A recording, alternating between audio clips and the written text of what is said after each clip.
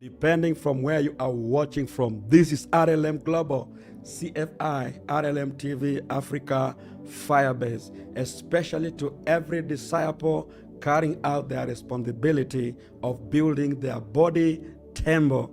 Remember, in every believer's body temple, the journey has to be both downwards and upwards.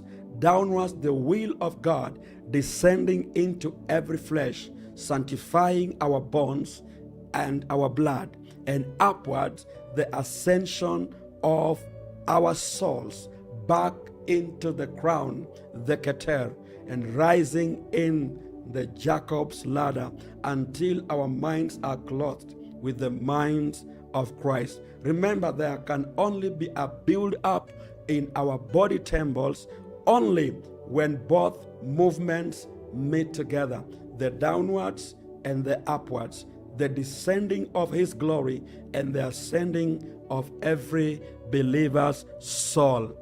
Tetelestai, complete redemption, victory, and the finality of Yeshua's sacrifice for every believer. It is finished, the tearing of the veils. That is our today's conversation. In ancient times, words were not just words. They were not just a means of communication. They were seen as the living entities endowed with creative power, totality, carrying the notion of the fulfilled purposes, complete missions, finished cycles, and this is where the mystery begins. So it's not by any coincidence when Jesus said, Tetelestai, it is finished, and the veil was torn. What this, at the exact moment that this word was pronounced, the biblical account asserts that the temple veil was torn. There was an earthquake, shook the ground, the skies darkened, nature reacted as if that word had triggered a multi-dimensional collapse. Tetelestai. It is. It seems like is it possible or impossible that Jesus' last words were more than just a simple conclusion? What if they were in fact a sonic key, a chord that when emitted with pure intention and extreme sacrifice activated something hidden in Earth's energetic grid? What this modern science already proves that words carry frequency, and more than that, the way we pronounce something changes its vibrational effect, emotions, intentions, even the state of the heart interfere with what is emitted into the quantum field. What could have been released into the universe with that last breath? Tetelestai was not spoken in tone of defeat. On contrary, the Gospels indicate that Jesus cried out in a loud voice before releasing His Spirit. This changes everything. It wasn't a marveled, agonizing speech. It was a decree, a release, a seal.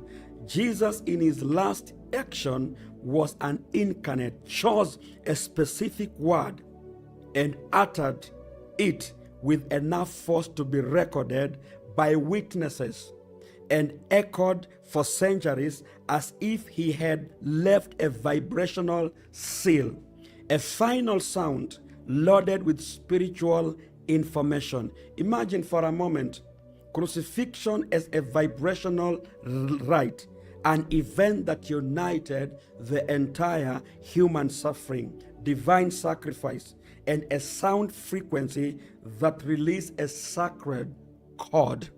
It is finished. Tetelestai, and the veil was torn. In the ancient time, they knew something. For entire civilizations were built on words. They built temples and pyramids based on sound resonance were built.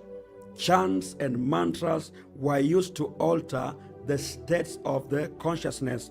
And when Jesus did what was not different, he didn't just die. But guess what? He activated something that was going to affect the generations. Something was sealed there, something that transcends every form of religion and directly touches the vibrational field of our lives. In the field of quantum physics, we know that intention and observation shapes the reality. We also know something, that words have the ability to shape the invisible structures right away from the water molecules even to the mental patterns. When Jesus declared in totality, Tetelestai, it is finished, he not only communicated an ending of something, but he also transmitted a vibration capability of triggering transformations on the physical, emotional, and spiritual planes. Tetelestai, like a chord that lies dormant until it finds the same resonance pattern to be activated again. Perhaps now at this very moment in history, the temple of Vail was torn. Remember, immediately this sound was released is when the temple of Vail was torn. But what was truly torn there? Is it the boundary between the visible and the invisible? The separation between man and the divinity? The symbolism is profound. Until that moment, only the high priest, hear this, until this moment, only the high priest could enter the Holy of Holies. And this one used to happen only once in a year to intercede for the people. But with the tearing, access became collective. It became universal. And it was released by the word, not by the sword, not by a ritual, but by a sound. So the right sound at the right time with the pure intent can open up something. Is there anything more powerful than this? Since ancient times, spiritual masters from various traditions had always pointed to a sound as an origin of the creation. Remember the 10 speeches in the book of Genesis that brought to the creation of the entire universe. So in the beginning was the Word, and the Word was with God, and the Word was God, says the Gospel of John. This is not a poetic, it's not poetry, it's not a metaphor, but a spiritual technology. Sound is the bridge between the material world and the invisible world. And Jesus, as a master of sound and intention, sealed this mission with a frequency that resonates until today, even after many generations down the line. It is not a wonder that so many people, even without understanding the literal meaning, feel a chill when they hear the word Tetelestai. It is finished. There are those who say that persons' final words reveal the essence of their soul. Truth, anyhow, remember this. If any one of you have heard the loss of a loved one, maybe they are really grown in age. The only thing, if you are not there during the time of the demise, you always ask, what did the person say? So the last words of somebody are very important. The last words of somebody carries a vibration for the next generation. So in the case of Jesus, his last words carried not just meaning, but the release of the cosmic energy, which was going to affect the generations. A sonic signature imprinted on Earth's morphogenic field, a vibration password. And like any password, it can only be used if you are in the right frequency. Perhaps part of the spiritual call that so many people feel today, this urge to awaken, to seek something greater, which is an unconscious response to that broadcast that was made 2,000 years ago. He never said this while he was smiling. He screamed, Tetelestai, it is finished. What is finished? We are about to discover. So the question that echoes now is not what did he mean, but what did he activate? So what was it that was activated when this sound was released? If Tetelestai is not just a word, but an energy field, are we ready to access it? Were the codes left there intended for us who live in the time when science and spirituality are finally reconnecting?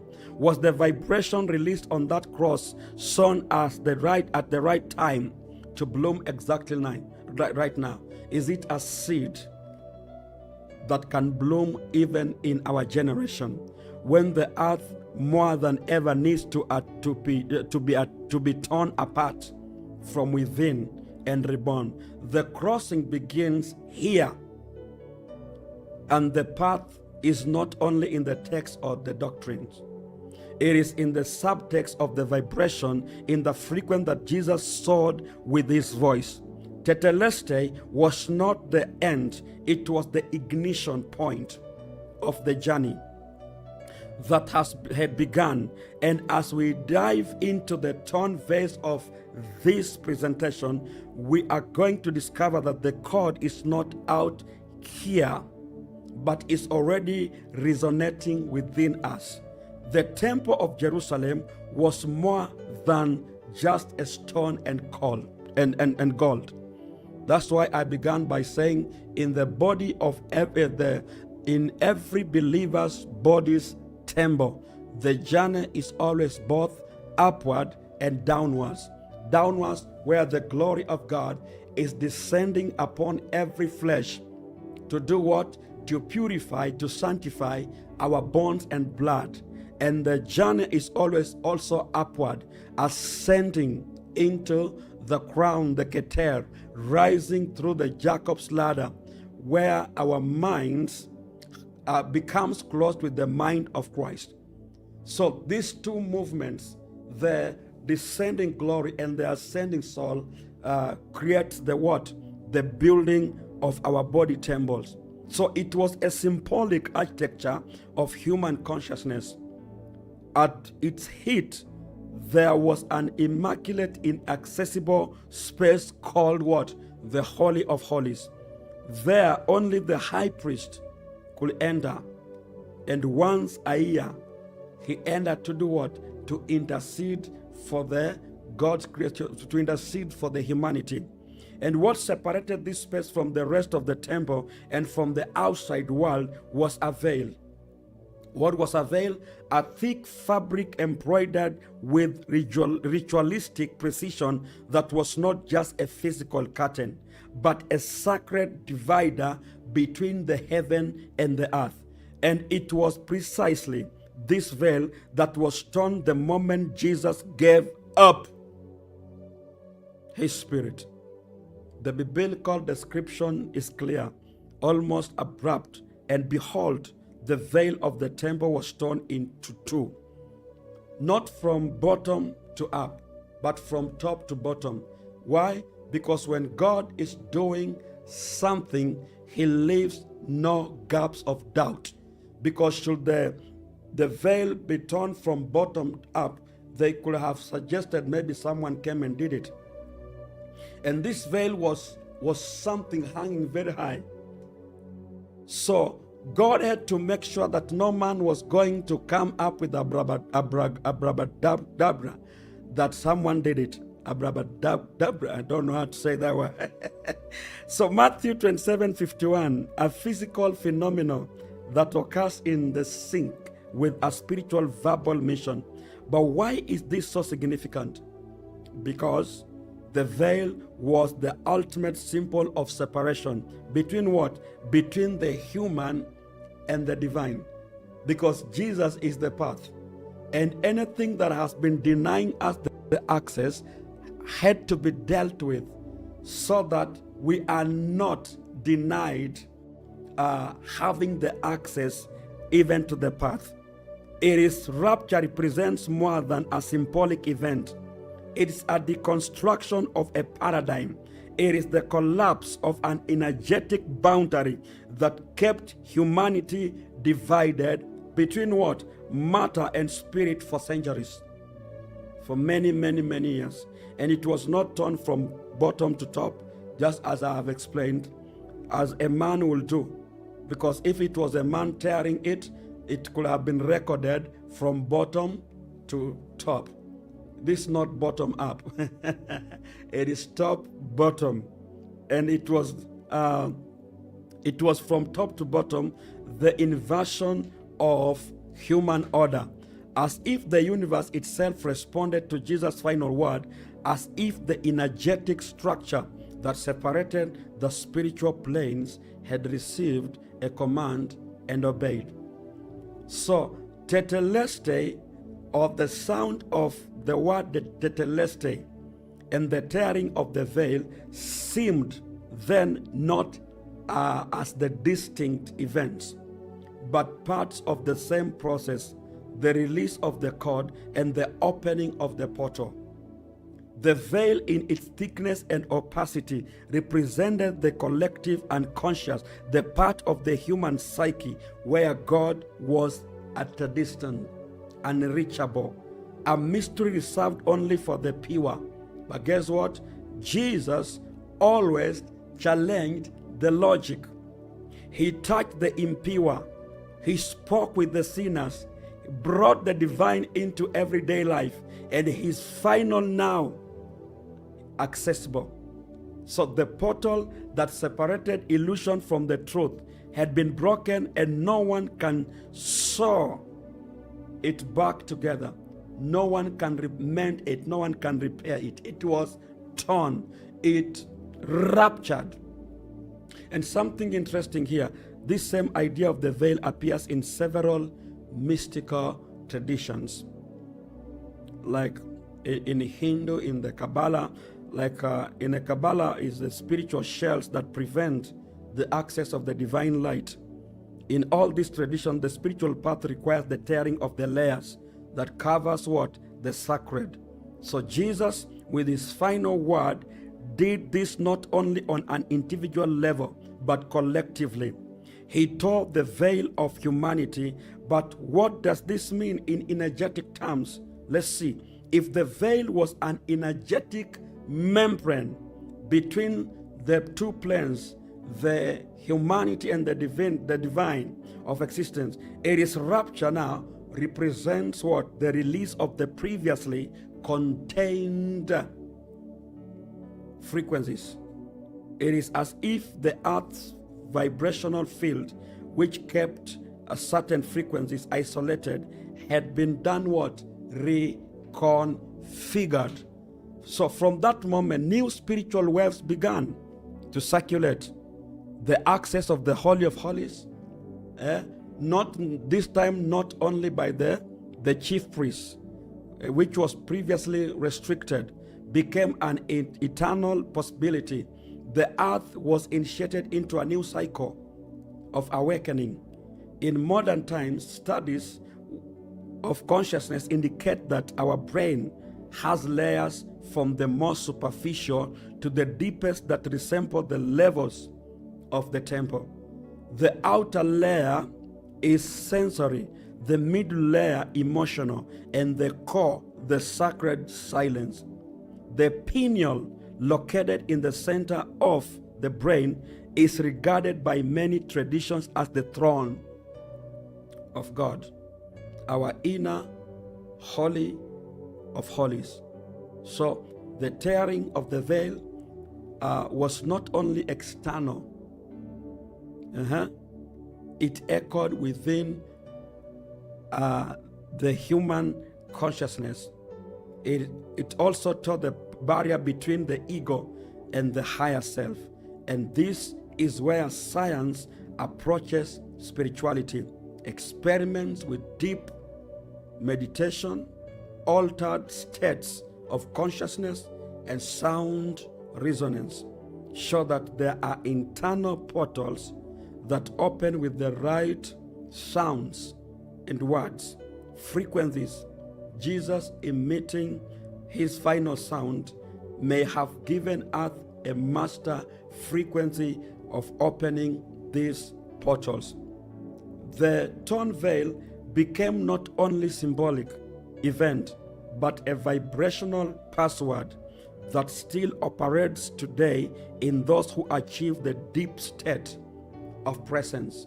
We all of us don't experience the same deep presence of God. And the question arises is, what exactly was released there? Could we be facing spiritual field that had been dammed up like a river, blocked for millennia, and that at hand at the moment has found a gap to flow in us? Direct access to the divine without intermediaries is a revolutionary concept that challenges every form of religion. This is something that religion cannot manipulate. The tearing of the veil, which has been so ignored or minimized over the centuries, yet very important to every believer. It's an event that removes the power from the mediators and returns the sacred to the awakened individual. So the journey of returning back to the Garden of Eden is an individual journey. Like we said yesterday, Gethsemane is a place of loneliness. It's a place of abandonment.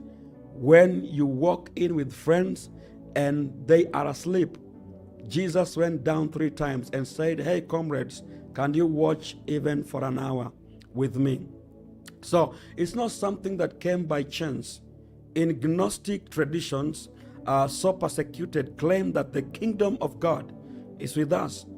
Thus, the access to the divine does not depend on temples built or constructed by the hands of men, but a vibration.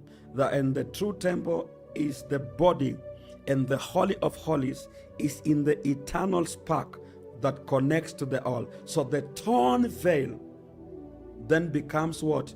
A symbol of the new paradigm shift, one in which every believer does not look on the outside, but quiets and deep breath enters. Jesus did not found religion. I've not come to introduce religion, but the kingdom of my Father. So a portal was opened by the tearing of the veil. And this portal is not physical. It is not in Jerusalem as a location or as a city, but it is in every being that aligns with the frequency in purity, the frequency of the word. You remember what God said unto Joshua, meditate on this book of life every day and every night, for in it there is life. In it there is technology. God did not tell Joshua to preach the book of life. He did not tell him to quote scriptures. He told him to meditate. To meditate is here where every disciple has to overcome the 11th scholar demon, where you are reading to show people how smart you are in the text. No, that is 11th demon, scholar demon. So watch this. It is in every heart that has decided to walk in the path of purity. The intentions. What are the intentions of your heart? Are you a kind of a disciple who is still trapped in judging people? You are just emitting the frequencies of judgment. It is in the profound silence where the mind ceases and the spirit speaks. This kind of experience does not resonate well for people who are always talking too much. This does not resonate well with the Mbavu destroyers who are talking too much than they can execute their assignment. So the earth, from that day, it has never been the same again. And we even unconsciously live under the field of this tearing of the veil without even our know-how, unconsciously. And this space where the mystery found the passage. Now there is an invisible line that crosses through the time. The line that separates those who only believe from those who access. So when we talk about the veils, hear this, we also talk about the perception. We talk about the eye. So only the pure eye, the good eye, not the evil eye, not the Ayin Hara, but the Ayin Yahushua, only the good eye is important for having this access. And everything Jesus did, especially at his end, was to restore the sight. To restore what? The good eye. To restore what? The light. The light. Because during that night, that event, it is recorded that even the sun refused to shine, the eclipse, and only Jesus became the light in that massive darkness. So work this. Everything Jesus did, especially at his end, was to restore sight. He tore the what blinded people and freed those who were imprisoned. The curtain did not hide God. It hid man from himself. So now I'm bringing you closer even to understanding that there is a veil in you that has to be torn. And at that moment of the word and death, this curtain fell. The cord was unlocked. So it is what? The unlocking. Like when Jesus was being baptized by John the Baptist, because it takes someone of a higher rank in the spiritual realm to do the unlocking. And no man can unlock himself. Because in the spiritual realm, what really matters is not the many noise we make in the prayer, it is the ranks. And that's why demons said unto the sons of Sceva, Paul we know, and Jesus of whom Paul preaches we know, but who are you? Because they were only sons of the priest, but they never had any rank in the spiritual realm for casting out the demon. Something powerful happened at the stadium last Sunday. A child was brought, it's a big boy who was possessed with the demons of epilepsy. And when I went to cast out the demon, the boy like literally went like he was not breathing. And I was in the realms having a conversation with the holy angels. And I received the key of how to separate the boy from the spirit of epilepsy. So when it comes to the spiritual realm, it's only your rank that matters. And everything in this universe vibrates. It's a vibration.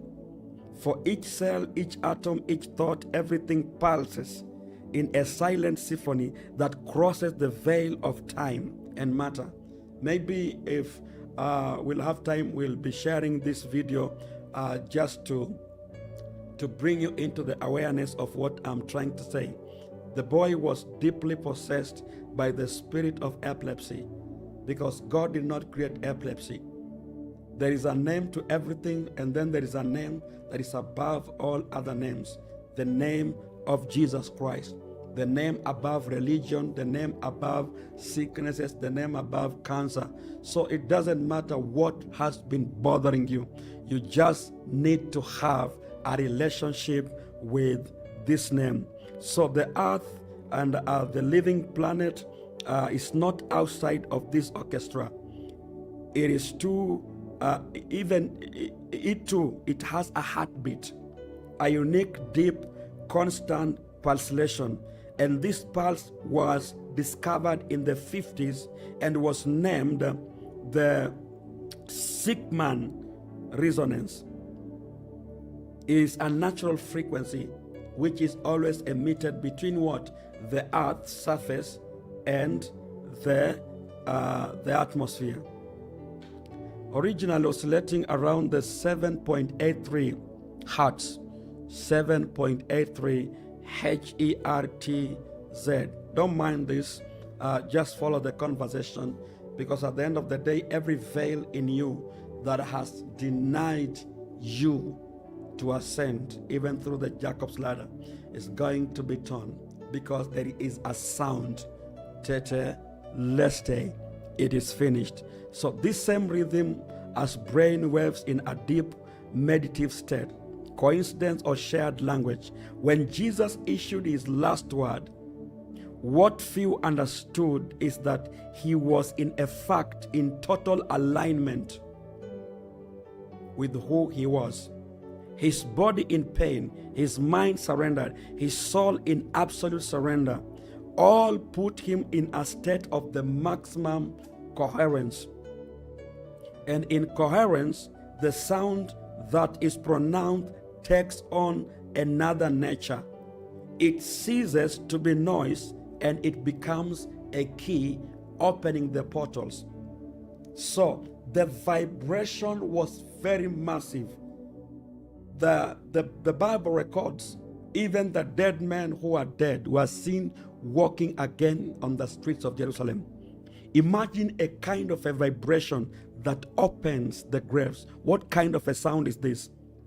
The sound emission that comes from a being in total alignment with the source, a vibration in unison with the planet's electromagnetic field.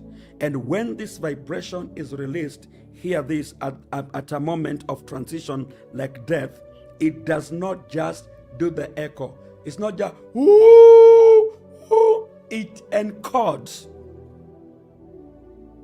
what was encoded at the moment. Science, still in its infancy in understanding vibrational language, shows us that certain sounds emitted at a certain frequency recognizes the chaotic patterns, whereas some sounds reorganizes the chaotic patterns. Prayer is a sound. Prayer is a sound. Speaking in tongues is a sound. Worship is a sound. Many a times I will say, create a sound. Create a sound. Many a time when I'm praying, when I'm leading prayer, I will always say things like, let's create a sound of worship. The sound of worship, the sound of prayer, the sound of sanctification. So water exposed to words like love forms harmonic crystals. DNA responds to the music. The heart enters a coherence when we hear harmonic sounds. If these principles are true on an individual level, what happens when a being fully aware of its mission issues a decree at the exact moment of death? What was generated there may have been more than a message. It may have been a field. This frequent the same as earth referred to by some traditions as the frequency of the truth or the pulse of the creation. What makes people, when a certain song is playing, you are raising your hands, no one is telling you to raise. You find yourself saying some things, you just go deeper into praying in tongues. Sound. It has the ability to access the field where past, present, and future collapses. So it was not just a Greek word, Tetelestai, it is finished. No, it was a sound. So he marched with the field, and his final word was not only heard by those at the foot of the cross. The sound is the language that the devil does not understand. Sometimes you just have to speak in the language that the devil does not understand. But sometimes, some of us, we have been experiencing these opportunities to release the sound. Release the sound of worship. Release the sound of praise. Release the sound of purity. Release the sound of... But because we don't have understanding about it, the devil steals the moment. So it was picked up by the entire vibrational grid of the planet at the cross. That's why the veil tears. That's why the earthquake, the earth did not respond to the suffering. It responded to the sound. This understanding leads to what? It leads to the revelation. The planet is not a spectator of the spiritual plan, but a co-author. If you're watching, I want you to put this in a capital letters. The earth participates in the grand movements of consciousness. So when an awakened being like Jesus reaches his peak of surrender, the planet also moves. Everything around you moves. I was explaining this. There are times when you are alone in the house and you are praying, and you will feel like some forces just joined you. You have unexpected visitors in your prayer room, and the doors are closed and everything are closed. Why? Because the sound you have put has attracted these things. You feel like things are moving in the room. So in various Asian traditions, from Native Americans to Indians, the earth is spoken of as a living mother who feels and responds. For the crucifixion then was also an act of the co-creation between Christ and the planets. That's why the sun refused to shine. There was the breaking of the ground. The co-creation. The final word was not only the end of a mission, but the mission of a new tone was emitted in the symphony of the humanity. Interestingly, in the recent years, this frequency has shown unprecedented fluctuations.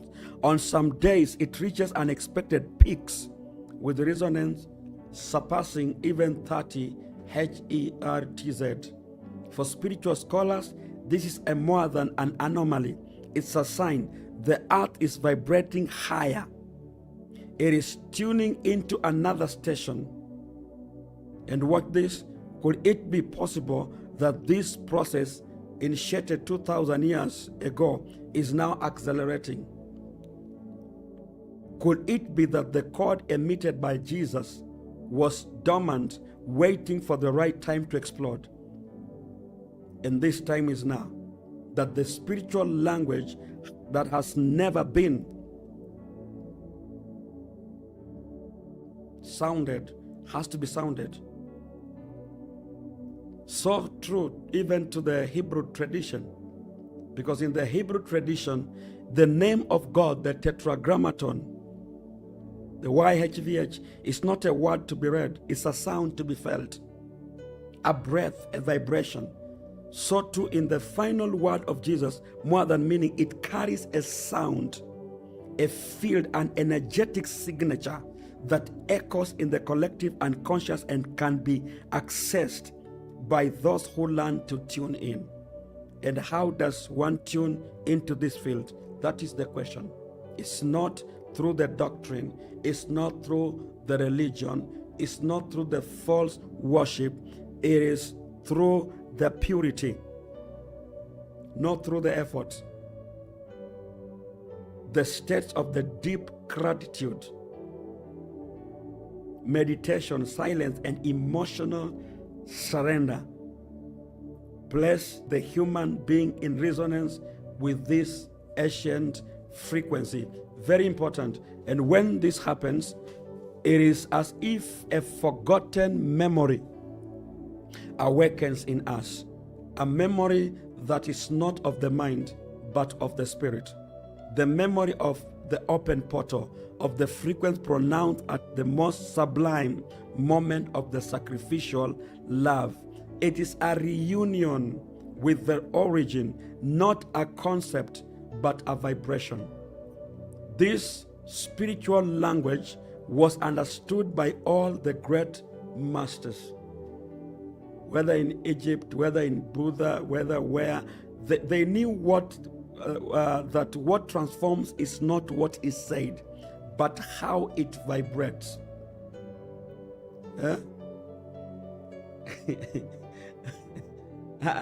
I don't know about you, but long time ago, I used to sit under preachings, and I was not really receiving that help.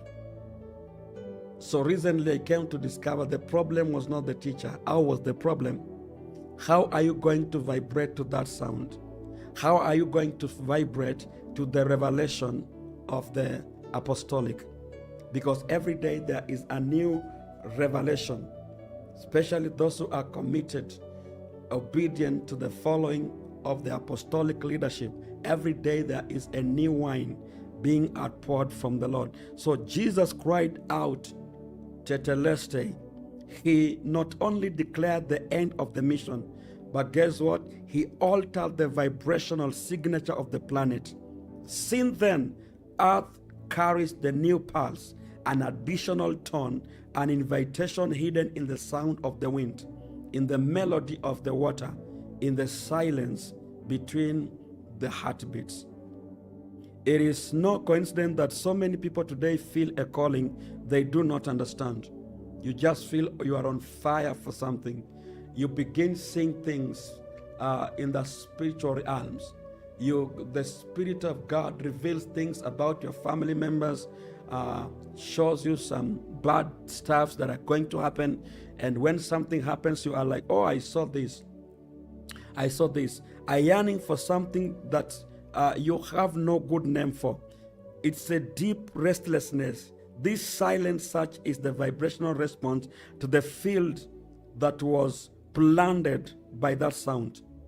So we are living in the time of the echo, the time when the call issued to millennia ago begins to be heard not with the ears, but with the spirit.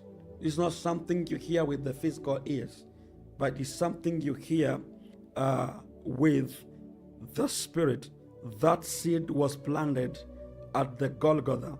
Now it is in each and every one of us, and you can only hear it through the spirit. The earth frequency is awakening us. Why? Because it was encoded with absolute love, the unconditional love of God the Father. For he so dearly loved the world that he gave his only begotten Son, Jesus Christ, that whosoever shall believe in him, the eternal life will be the reward. And this love, when it vibrates in silence, it moves everything it touches. Everything just moves. Everything just moves. I always say, there are people when they walk in the room, you know they are there. Even if you have not seen them. God puts a certain angelic perfume. You know, when you are walking in darkness, it doesn't matter the perfume you use. You can use the Versace, you can use Gucci, you can use Escalada, you can use all forms of perfume. But every place you walk, it stings. But there are dimensions when you climax into them. There is a certain angelic smell. When you just enter locations, people know that a certain person is here, even though they are not seeing you. But this angelic kind of perfume, the purity in you, the new path in you, the new open portal in you. Because of course you cannot access the Holy of Holies and still smell like the way you used to smell while you were in religion. What am I trying to say? Religion stinks. When you are willing to let go of the false Christianity, the false God, the religion, there is a certain ointment that is poured on your crown, because the oil is poured here and then it flows to the beards of Aaron. So the love, when it vibrates in silence, moves everything it touches. And in my life, I've happened to encounter such kind of great people who are so loving. Their love is unconditional. You know, if people will change how they respond to you because of the mistakes you make, then they never loved you. But I'm one of the guys who is so privileged to have people who are practicing this kind of love, the Jesus's kind of love, so angelic. The language of the Spirit, therefore, is a frequency. And this frequency was activated by a word that did not end. Tetelestai. It was the starting, the vibration that Jesus emitted in the books. It is in the fields, it's on earth, it's within us. And the secret to accessing it is not in repetition, but in what? In resonance. Get in the rhythm. The best way to enjoy music, all of us, we love music. Some of you love the blues, you love the reggae, you love the soul music, worship, and you know, there's some worship that sounds like so. So the only way to enjoy it is when you jump in the rhythm. Yeshua.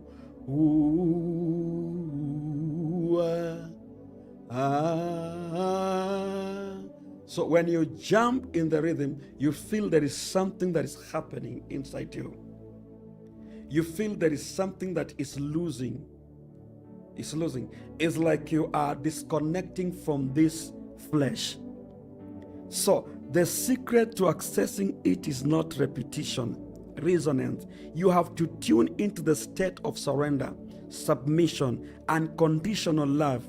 When this is happening, the veil is torn again and the portal opens. So death transforms into the beginning. That's why we die each and every day. I remember my first days in the church. I saw guys raising hands and singing, and I didn't understand why they were doing that. But nowadays, I don't understand even when I raised my hand. I just find myself raising my hand. I don't know what makes me to just start shaking my head. So you get into the rhythm, you jump into the rhythm, you get into that state of surrender and submission, the state of the unconditional love. Because when this happens, the veils, the membranes in us are torn again and again. And it is this tearing process that opens the portals.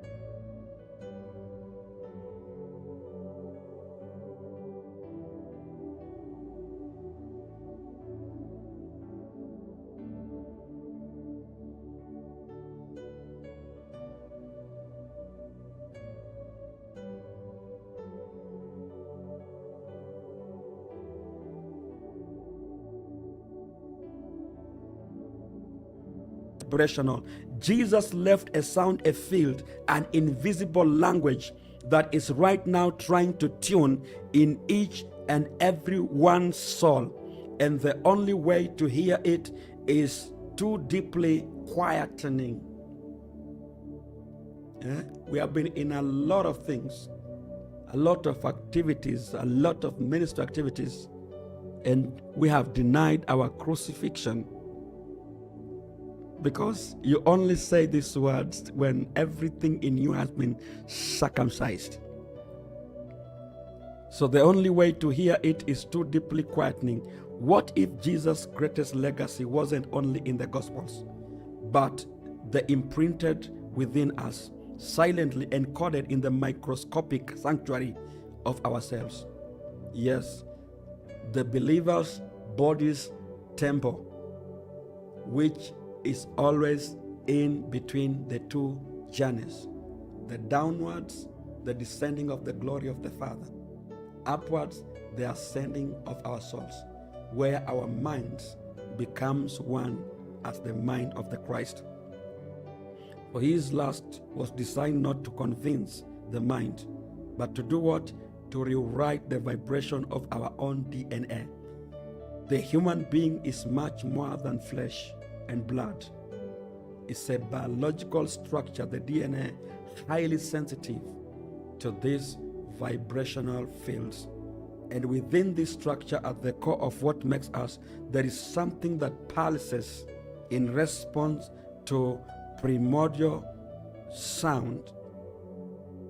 The DNA, traditionally, DNA has been seen as a simple repository of genetic inheritance.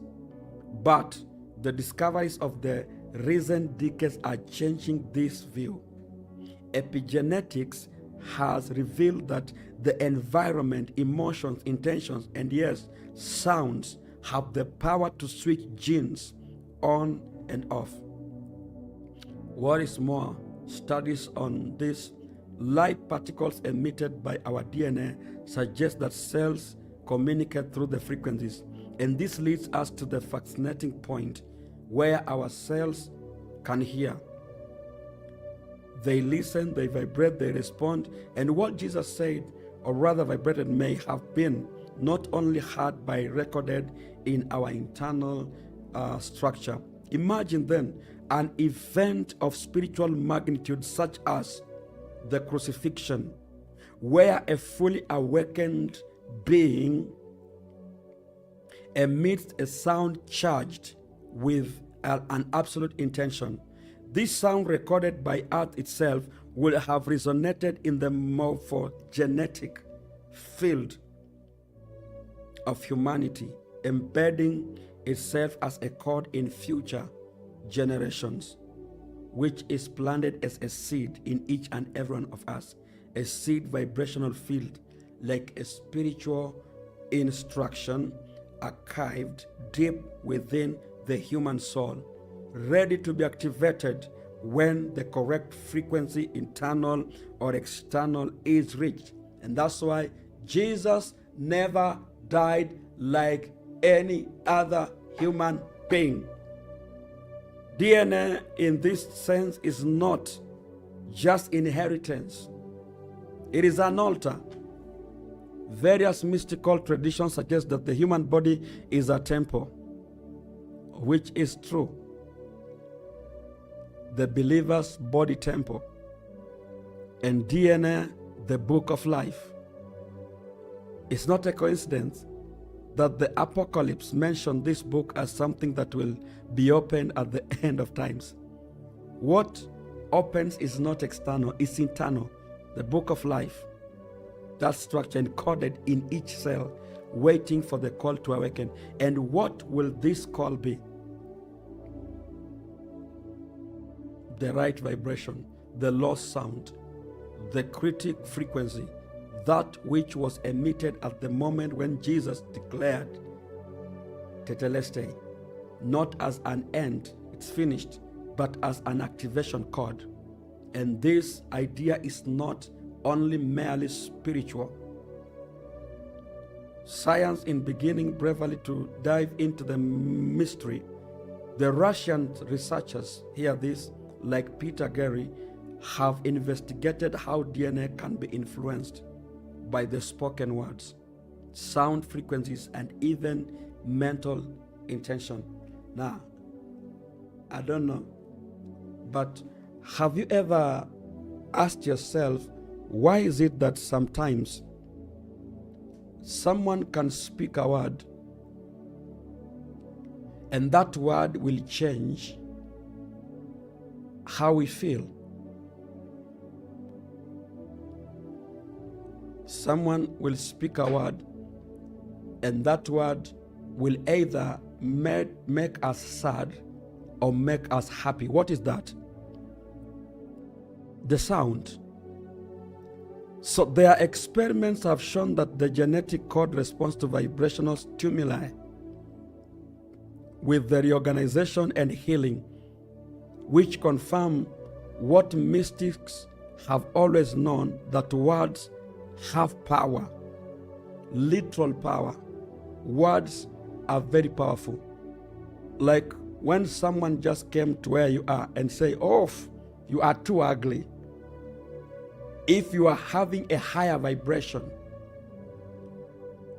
something is going to just bring it down. You woke up happy, prepared, get to your work, you are in your office, and someone shows up and say, you look like a thief. That word alone breaks you. Why? Because words are powerful and words are sounds. they resonate to that technology inside you. But the deeper question is, what if there exists a master word matrix frequency that records everything? See, Jesus as the embodied Christ consciousness did not come just to teach. He came to encode every gesture, every word, every miracle had a precise vibrational structure. So the healing was not the same.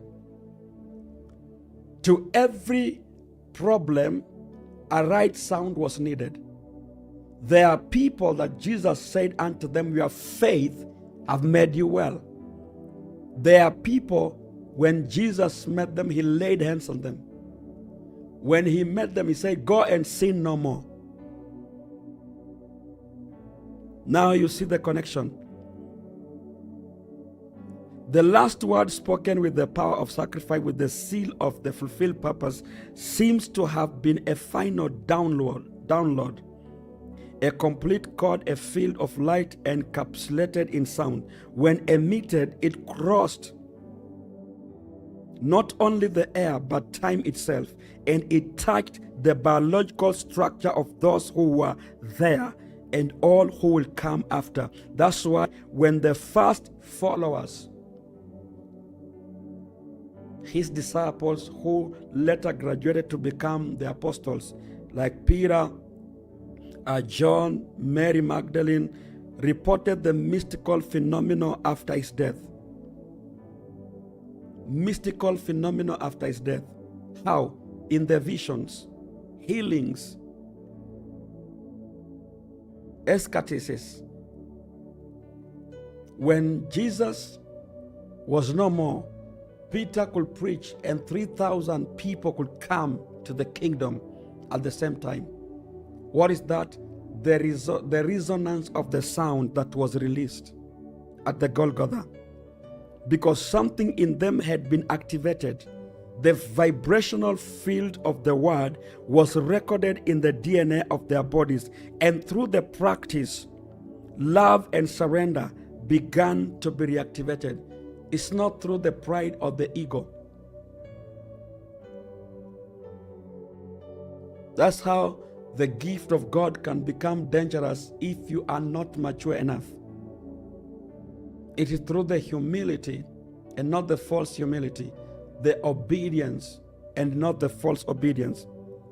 The Christ's presence became alive in them like a silent network of souls carrying the sound. That which Jesus used to do, now they began to do, because the sound was transmuted into them. They began to transmit this frequency through the laying of the hands. Speech, presence, what was conveyed there was not doctrine, it was a vibration. There are kind of ministers, when you just listen to them and you are going through something, you just heal. Maybe you are having suicidal thoughts, you are having stress, you are having depression. The moment you tune into Joel's bar and you hear the sound, you hear the voice of the apostles, that which sounded like negative against you begins to clear. And that's why God has placed some people strategically in your life. They just need to speak a word. Jesus, just speak a word and my servant, my master will be okay. Sounds. This vibration lies dormant in all the humanity, like a hidden echo that can only be heard when the soul is quiet and the heart aligns. That's why so many today, even without understanding anything about the Bible or theology, feel this call. You have never been to the Bible school, but you feel there is a healing ministry inside you. You feel there is a prophetic ministry inside you. That's why you have been planted in the ministry, so that you can be raised to the maturity, to the fullness of His glory. Many cry when they hear certain songs. I've mentioned this. A song is singing and you just find yourself crying. You are in another world. You are in another dimension. What is that, ladies and gentlemen? That sound has just quickened that which was deposited in you 2,000 years ago. We are moved by watching movies connected to Jesus. Why? Because the DNA is trying to remember. It's trying to remember the sound. The passion of Christ brought so many people to the kingdom. Why? Because we are trying to remember something. The DNA is trying to remember. The cell recognizes the original vibration. The spirit hears what the intellect does not understand. And on the deeper level, spiritual DNA that is not understood by the religious serpentines is quickened.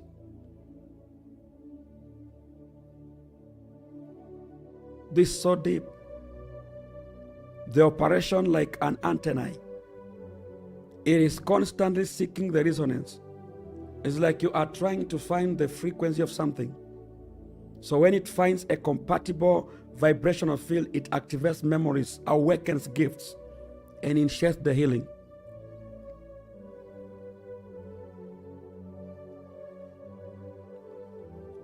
So the sound is emitted at the cross, but is still reverberating even now. And those who tune into it, they begin to awaken to the new reality, a life in a different key, a way of existing more aligned with the absolute love and eternal truth. Have you ever heard people say, since I joined this ministry, I have been able to get my deliverance? You begin to be washed, you begin to be purified. Something is telling you that I have been in the wrong stuffs. For faith cometh by hearing, and hearing, and hearing by the word of God. But how are you going to hear without a teacher?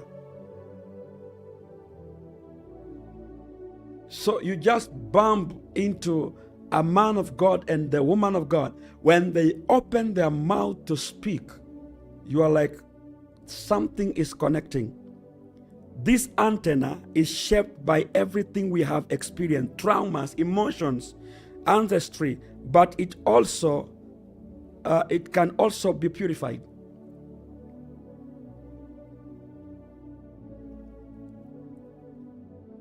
I've been hearing this now of late, that Shadracks is preaching difficult English. The English is difficult. Do Swahili. But something is telling me, this what they are saying is difficult is what I need to do. Even here at the FIREBASE, when the apostles are teaching, we will ask amongst ourselves, what is the meaning of that? What is the meaning of that? We are hungry, we are thirsty to know more, to know exactly what is that sound that is being released by the man of God. What is that sound that is being released by the woman of God? The new vocabulary academy. That was a powerful sound from Apostle Rebecca. The new vocabulary academy. So this antenna is shaped by everything we have experienced since we were young. Silencing to listen, cleansing to remember, surrendering to awaken. Jesus showed the way, but not through the dogma, but through the vibration. What he left behind were not the rules. It was a frequency, a universal password, a sound that when felt internally resonates with our DNA and initiates the transformation. The metonia, the vibration rebirth. Therefore, the mystery of the Tetelestai is not just theological, it is cellular. Otherwise, why should we be preached to every day? We are preached to every day until this sound comes out. And where is the sound? It is inscribed in our deepest fiber, and it can only be accessed by the frequency, by the purity of the heart. Purity and righteousness is the message of the RLM Global. And why is it this important? Because it is only the purity where the resonance can happen by the real presence. Because the real presence will hasten the tearing of the veil. What was not in the temple of Jerusalem, it was in our genetic field. The sacred now inhabits the body, and the living temple is the one that vibrates in the unison with the original Word of God. In the beginning was the Word, the sound. And the Word was with God, and the Word was God. The 10 speeches of creation in the book of Genesis, which connects to the what? To the 10 Sephiroths, according to the Kabbalah. And the living temple is the one that vibrates in unison with the original Word, the one that is not heard with the ears, but is recognized with the Spirit. And in this silent recognition, the DNA, the spiritual technology. When I talk of the spiritual technology, I mean the Ruach HaKadosh, the Ruach. The DNA bends, the light turns on, the mission reveals itself, because everything that seemed to be outside, the sound, the sky, the salvation now manifests within each and one of us, being ready to listen to the call of the last word, which is the truth that was first of the new creation. So before you say you are born again, this sound has to be revived. Imagine standing at the foot of the cross where the impossible happened. Not just the death of the Master, but the tearing of the veil, the trampling of the earth, the sky in sudden darkness, the eclipse. Now imagine what happens in the vibrational field of those who witness such an event. The final sound, Tetelestai, not only pierced the air, it pierced the chests of those who were there, and coded itself in their bodies and imprinted in their souls. Like when you are walking and imagine the shadow of the disciples could heal the sick, because the sound in them was now activated. And we don't see that while the Master was still there. So when it's your time to be a disciple, just be a disciple until the sound is activated. Some of you want to heal, you want to chase out demons. They came one day to Jesus, they say, "We have been casting this spirit for so long, for some time." And Jesus said unto them, "There is a code you don't have. Such does not go, but only by prayer and fasting." So the impact of this moment was not just emotional, it was cellular.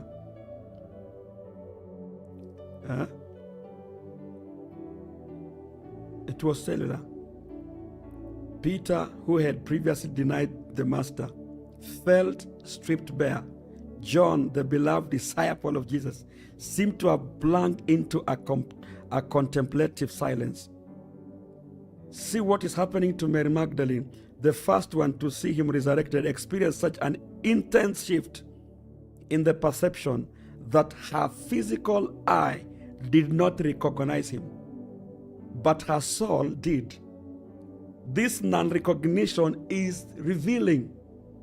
Jesus was no longer vibrating at the same physical frequency. He had become a field.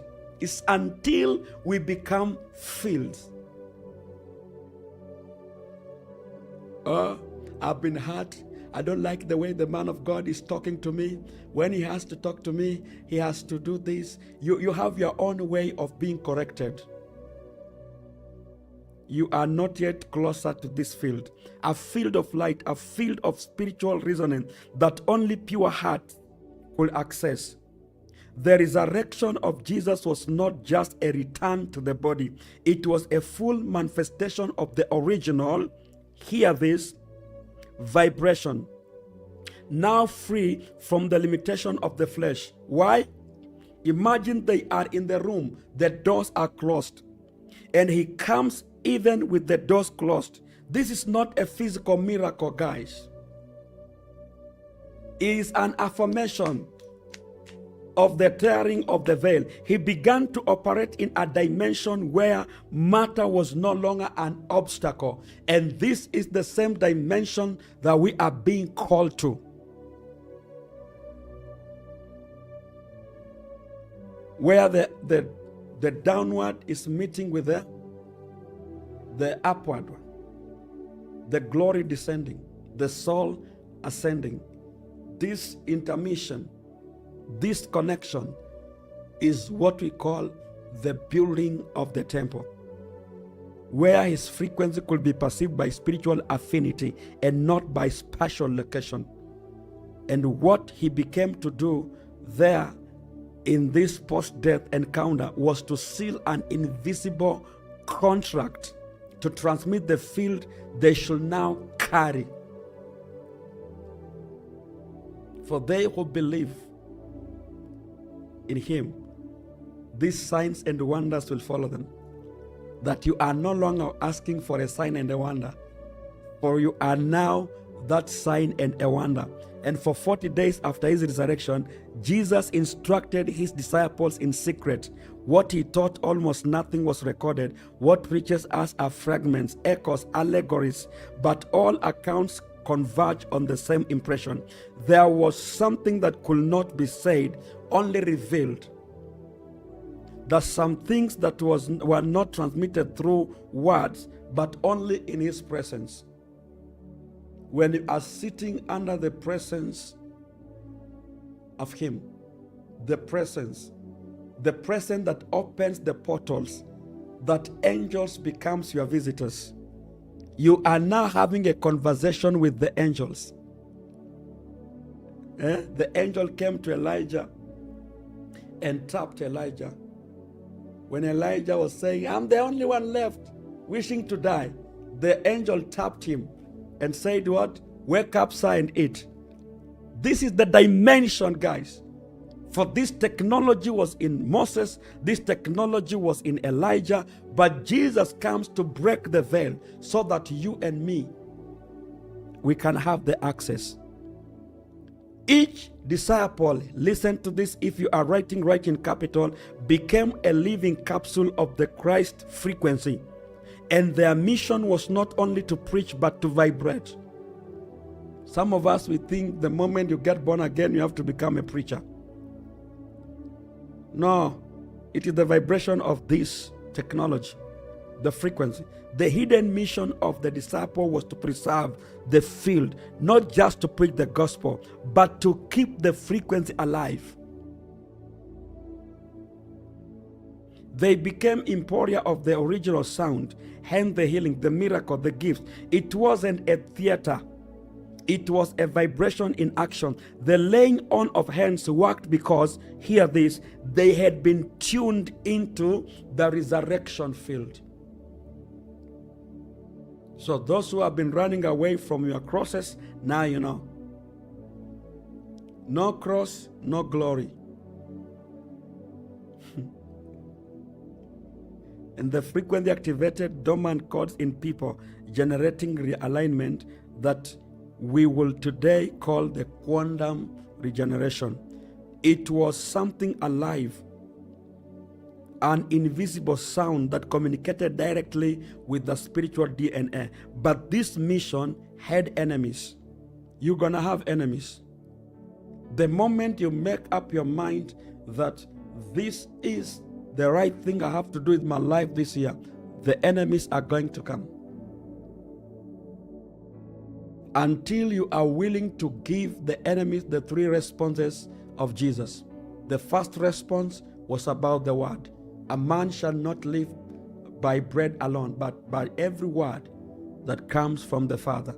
The second response was about worship. A man should not worship any other God but the God of Israel. And the last response was about the temptation. Until you pass all these three responses, now you are ready to overcome every enemy on your way.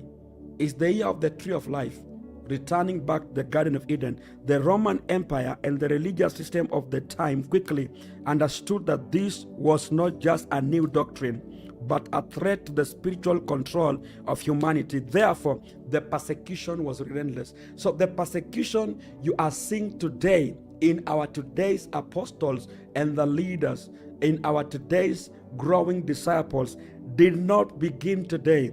It began why? Because the enemy noticed something that he cannot define. Is it a doctrine? Is it a new religion? Is it what? So those who carried this field of Christ began to be handled like animals. And guess what? Some were killed, others hid, and some, like Mary Magdalene, took the field to the secret places. The story of the disciples is intertwined with the story of the preservation of an energy field that could not be extinguished. Remember when the sorcerer, Simon the sorcerer, said unto Peter, was it Peter or John, that I can buy this gift? He offered the money. And what did they tell the sorcerer? Go to hell with your money. It is something that is beyond money. It's beyond gold and silver.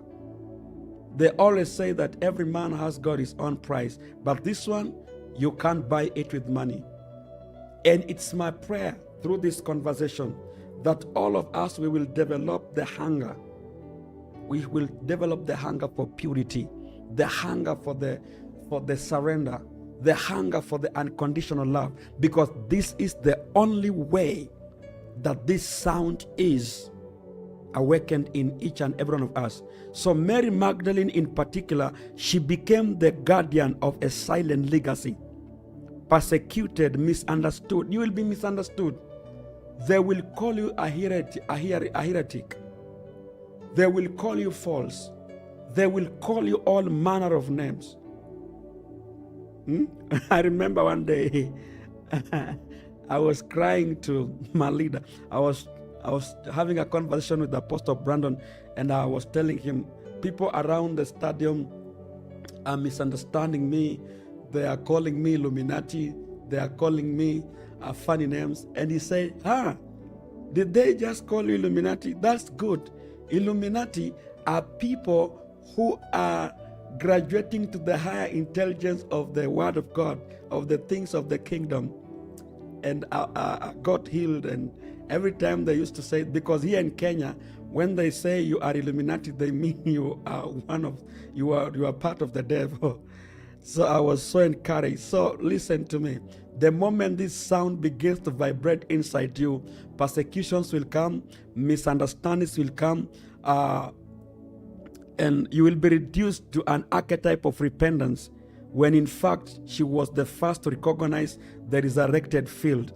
So she carried this code to regions like where the southern France, where the esoteric traditions claim she initiated secret spiritual lineages.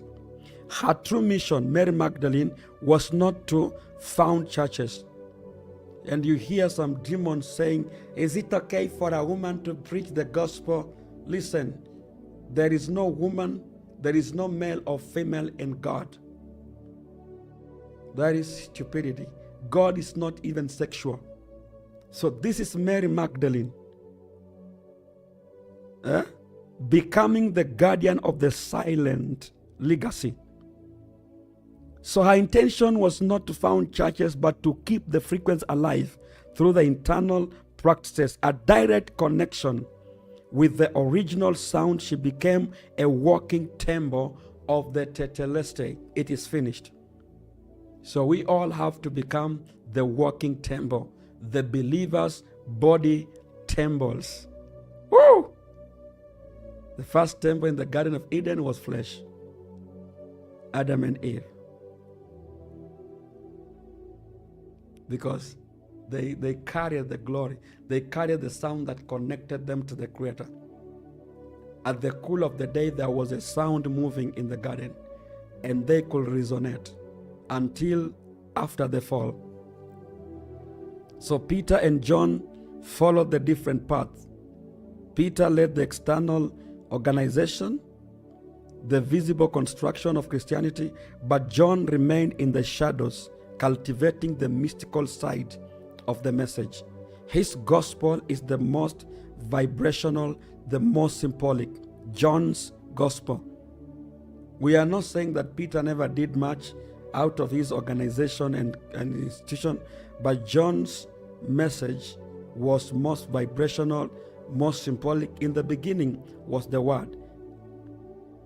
John understood that what Jesus carried was the sound, was resonance, was organized light, and for this reason, his texts are like portals. Reading with an open heart the text of John, you feel that vibration. In fact, the first book I was introduced to was the book of John. They transmit something beyond words. If you have not read the book of John, do it. Do it. If you can just play it on your gadget with some strings, just play it. You'll feel those vibrations. But they transmit something beyond words.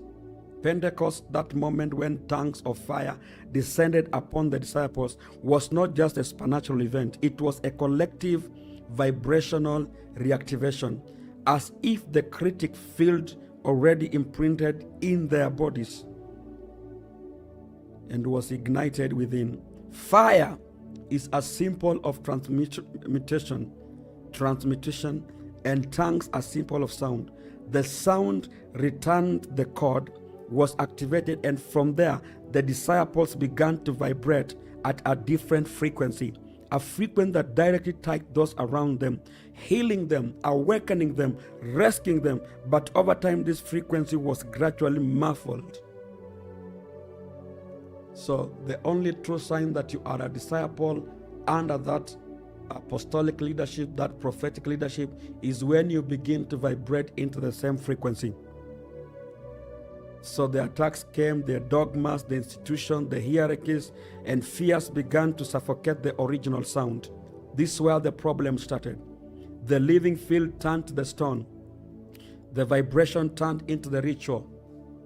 Church denominations. Jezebelic Babylonian system of the false Christianity. The living Christ became an idol, and the hidden mission of the disciples to preserve the sound, the field, the chord was buried under the layers of theology. However, this field never extinguished. It hid in itself. It went into the hiding. It concealed itself where no one could forcibly reach it, in the heart of prepared souls who will be reborn centuries later to hear it again.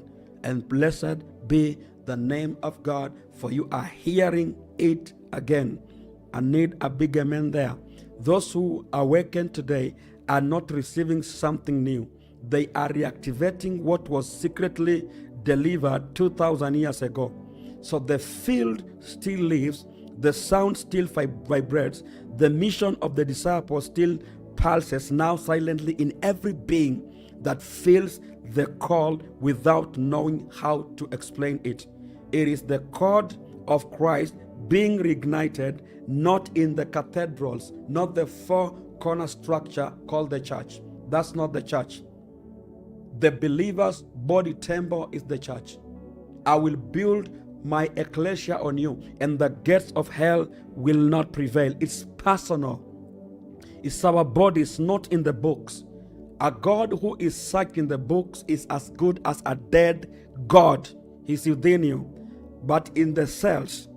And this hidden mission previously reserved for a few now begins to emerge in the awakened collective souls. Blessed be the name of God. May God bless the RLM Global forever for standing for this truth. And it's because of that truth that some of us, we have had our eyes opened. Thus, the disciples were not just witnesses, they were conductors. They were not just followers, they were bridges. They carried the most powerful frequency ever emitted on this earth, and secretly they planted it so that one day when the world was ready, the God will be reactivated, and perhaps that time is now. Of course it's now. Since the dawn of humanity, the word has been treated with reverence. Long before it was written, it was sound, right rhythm among the ancients. To pronounce something was not merely to describe, it was to create. Like in Mesopotamia, God in small g, created by naming. In Egypt, the same. So it was a sacred vibration. Among the Hebrew, the name of God was so holy. It's not like nowadays, everyone's like, in the name of God, in the name of God. The liars, the fornicators, the thieves, the snakes, the serpents, just call on the name of God anyhow. In Hebrew, the name of God was a sacred vibration. So sacred. Vibration. So holy that it could not be pronounced, not out of fear, but out of the respect of the creative power. All these cultures knew what is only now beginning to perceive. What is it? The sound. When emitted with intention, it reorganizes the reality.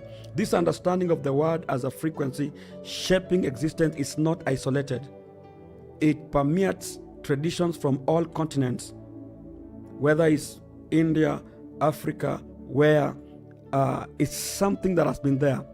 The same happens to us who are yearning to know the truth. And interestingly, these ancestral sounds, watch this, have simple acoustic structure, but they are profoundly powerful. They are paths that, when repeated in a state of surrender, alter the nervous system, rebalance the body's electromagnetic field, and expand perception. Modern neuroscience has already demonstrated that mantras and sacred chants activate areas of the brain related to well-being, spiritual connection, and transcend. This confirms what ancient masters knew by intuition and experience can now be proven by science. The word has power. Why? Because it vibrates. When you are casting out demons, when you say in the name of Jesus, and your rank is pure in the spiritual realm, there will be a vibration, there will be a screaming, there will be a manifestation. So when we return to Jesus, Tetelestai is in light of this understanding, something becomes evident.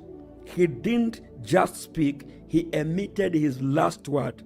Although technically, Greek carried an intention that transcended language.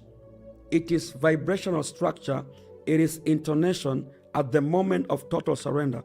Its emission and the peak of submission created a field that cannot be translated. It's one of the sounds that aim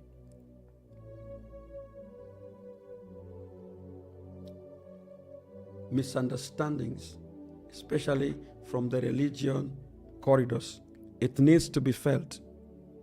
It is touched. The place where language and spirit meet. Watch this. In Jews' tradition, especially in Kabbalah, teaches that the letters of the Hebrew alphabet are not just graphic symbols, but energy channels. Each letter represents a frequency, each word a specific energy configuration. Prayers are not please. Hear this. Prayers are not for the external man, but for the inner man. A vibration structure that aligns the soul with the divine. So the same is true for the structures that align the soul with the divine. When we are singing the Psalms, songs, which for centuries were chanted as songs not just for their beauty, but because the sounds activated internal states of healing, protection, and communion. In like Africa, where I come from, the use of drums and songs brought some healing. There is a song that can be sung and people begin to roll on the floor. The sung words invoke some presences. The sounds are not for the entertainment, but for the opening of portals. It all depends which portal are you opening, because you can either open the demonic portal or the divine portal. And in the indigenous Americans, the use of songs in extinct languages, orally transmitted, kept alive a spiritual frequency that resists time and forgetting. So it is as if all traditions in distinct ways carry fragments of an original sound, a primordial echo that reminds us of our common origin. Jesus, when emitting his final sound, was consciously or not tuning into this universal field. The Tetelestai was not exclusively Christian. It is finished was a matrix frequency, a sound aligned with the sacred tones of the earth. The difference, he did it in a state of absolute sacrifice and in total coherence between soul, heart, mind, and body. This level of purity in the vibrational act is what transforms a sound into a chord, what was sound becoming a seal, what was a word becoming a field. But what truly distinguishes these sacred sounds from common words is what? The intention. That's why there has to be a total surrender. A word uttered mechanically is noise.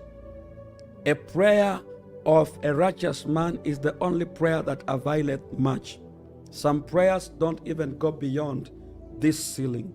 What is the status of your heart? What is the intention? A word spoken with the presence, awareness, and purpose is a living wave. So it's not just preaching. It's not just saying, can I speak a word? The work of the word is to be uttered from the purity of the heart, so that the cells can respond and the spirit can respond and water can respond, revealing an essential principle. When words like love, peace, or thank you are directed at water, it is crystals form harmonic peace, which becomes a stratum that everything flows from. The opposite happens with words like hate or fear. This is not a superstition. It is a subtle physics.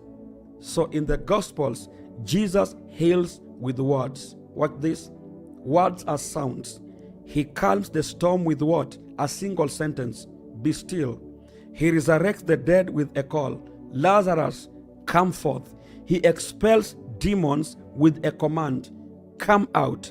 He knew what he was saying, but more than that, with a command, he knew what he was saying, how he was saying it. His voice was a clear frequent channel without noise, without ego, without separation. His speech was a vibrational aligned with the whole. You are still gossiping and you pray God to use you in the healing ministry. He can't use you. You are still hating on your leaders. You are still trapped in the corridors of accusation and you want God to use you as a preacher. He can't use you. So Jesus' speech was a vibration aligned with the whole, and that's why his last word did not die with him. Why? Because the frequency emitted at that moment carried absolute purity, supreme coherence, and that's why it remains alive even after many, many generations down the line. The language cannot just be messed. There is a language that cannot be translated. It is felt in the bones, in the field, in intuition. That's why even after many years of Elisha's death, his bones was able to bring a dead person back to life. It is a vibration. These are the whispers of the soul, the chills when hearing the phrase that touches something you didn't know was there. It's a vibrational memory. It is the word not spoken but eternal. Tetelestai thus joins other sacred sounds that cross generations, not by the logic but by resonance. It has become a chord that, when accessed with the purity is the key word, purity and righteousness, the message of the RLM Global activates the what? The higher realities. And this is the reason why many prayers are chanted in ancient languages. No one understands anyone's tongues. Not because these languages are magical, but because they carry phenomena whose vibration have been imbued with power over the centuries. In Hebrew, humanity's spiritual memory, when chanted with reverence, these sounds reactivate the frequency of the original field. So Jesus, in using Greek for his last word, did not choose a wrong language. He redeemed it. He filled it with the divine sound. Therefore, the frequency of the word is not a modern invention or a mystical exclusivity. It's a universal principle, a sacred a science, a bridge between worlds. So Jesus knew this, the ancient masters knew it, and now many of us are beginning to be awakened from the slumber. What is at stake is not the content of the word, but it is what? The vibration. Many preachers who move in the healing ministry, they don't speak much. They just say, in the name of Jesus, I command healing. And you see people get healed because they have mastered what? The frequency, the sound. So they vibrate to that tune. The state is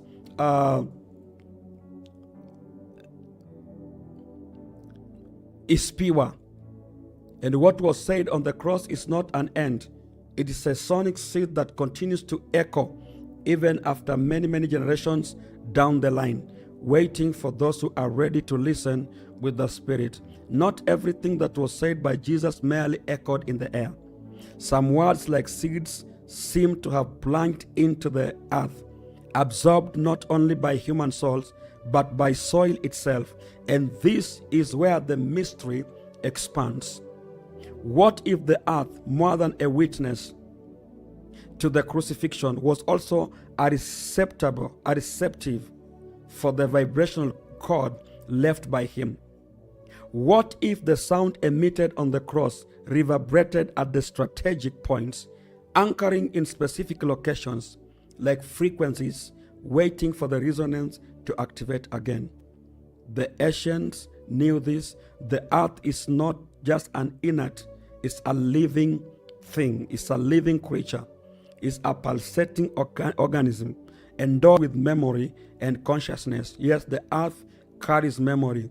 It is mountains, caves, rivers, deserts, they keep records. Just as there are meridians in the human body, there are also energy lines that cross the plane. They are called what? Ley lines. The invisible routes where the earth's tunic energy flows. And interestingly, many of the most important events in the spiritual history of humanity have occurred exactly at the energetic crossroads. The pyramids of Egypt carries history, and all these places were not chosen by chance. They were erected over the intersection of these lines, as if their structures served as amplifiers, receivers, or conductors, spiritual information. They are portals, places where the veil between worlds is thinner, where the invisible whispers louder, and Jerusalem more precisely. Golgotha, the place of crucifixion, is not exception to this rule. So there are indications that this region occupies one of these planetary noble points. The crucifixion of Jesus in this sense was not random. It occurred a vibrational intersection point, and when he uttered these words, "It's finished," Tetelestai, this point was energized, a field was activated. The sacred sound emitted by a being in a state of absolute surrender anchored itself in the place like a vibrational seal. And that's why even today we have the pilgrims inexplicably weep when visiting these places. Why? The sound. Because the energy has not disappeared. It rests there vibrating in silence, waiting for the sensitive hearts to tune in. And what if this vibrational cord was not confined to Jerusalem? What if through the ley lines it spread like an electric current, touching points on the planet? It is possible that certain sacred sites around the world are energetically connected to the specific moments of the crucifixion of our Lord Jesus Christ. Like the planet's synapses, these points form a network of consciousness that interacts with the human fields. Upon stepping these places, something awakens. The sound is silent, but the soul hears. The earth holds the secret and responds to those who listen with the reverence. Indigenous traditions understood this mystery. For them, certain mountains, caves, and springs were places of power, not just because they were beautiful, but because invisible forces intersected there. Like the shamans and healers who will travel miles to perform rituals at these spots, they knew that the earth speaks. And more than that, the earth remembers. Because the earth keeps what? The record. The earth records major spiritual events, just as the body records traumas or the healings. And the moment of crucifixion, with all its emotional, energetic, and vibrational fields, was imprinted not only in the human hearts, but on the planet itself. Minerals, crystals, ancient rocks, all of them have the ability to store the information. They are like natural hard drives. That's why let God be God and let man be man. In many esoteric traditions, it is believed that Earth's crystal contains the Oasis records, the memories of everything that has ever been experienced. And some say that at the moment of Jesus' death, a subtle wave was emitted that penetrated these deep layers of the earth, as if the earth's crust itself had recorded the sound of redemption. How did the earth sense that a dead man is about to touch the bones of Elisha? So an audible sound, but as real as the beating of the awakened heart. Intriguingly, earthquakes were recorded at the exact moment of Christ's death, as narrated in the Gospels. There were earthquakes, the sun refused to shine. The